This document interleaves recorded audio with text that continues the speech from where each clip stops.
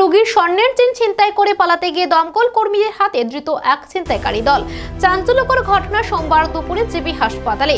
এদিন রাজধানীর গোয়ালাবস্তা এলাকায় একটি লোক পথে চলতে গিয়ে হঠাৎ অসুস্থ হয়ে পড়ে। খবর পেয়ে অগ্নি নির্বাপক দপ্তরের এনসিসি স্টেশনের দমকল কর্মীরা অসুস্থ যুবকটিকে উদ্ধার করে জিবি হাসপাতালে নিয়ে যায়।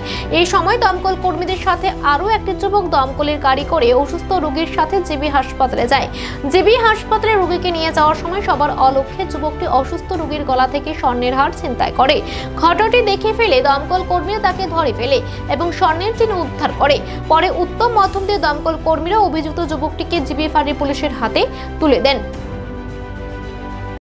যে আপনারা অ্যাক্সিডেন্টে রোগীটা আনার পরে একটা যুবককে আটক করছেন, মানে ঘটনাটা আমরা একটা যুবককে আটক করেছি সেই কারণে যে রুগীটাকে আনার সময় সে আমাদের সঙ্গে গাড়িতে উঠে, সে আমাদের সঙ্গে আসে।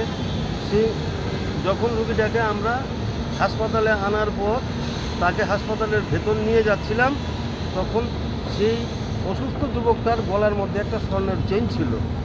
সে সবার অলক্ষ্যে চেনটাকে চট করে তার গলা থেকে ছিঁড়ে নেয়।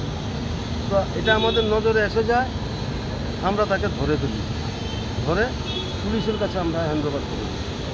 যে যুবকটার নামটা কিছু জানা গেছে আপনাদের? সেই যুবকটার নামটা আমরা জানি না, আমরা তাকে পুলিশের কাছে হ্যান্ডওভার করে দিয়েছি এবং রুগীর কাছে যা যা পাওয়া গেছে স্বর্ণের চেন তার থেকে উদ্ধার করে, ওই যুবক বখাটের যুবকের কাছ থেকে উদ্ধার করে স্বর্ণের চেনটা এবং রুগীর কাছ থেকে তার মোবাইল এবং পার্স উদ্ধার করে আমরা পুলিশের কাছে দিয়ে দিই এবং আমরা আমাদের অফিস মোবাইলে যা যা দিয়েছি তা ফটো তুলে নিয়েছি, ভিডিও ক্যামেরা তুলে নিয়েছি।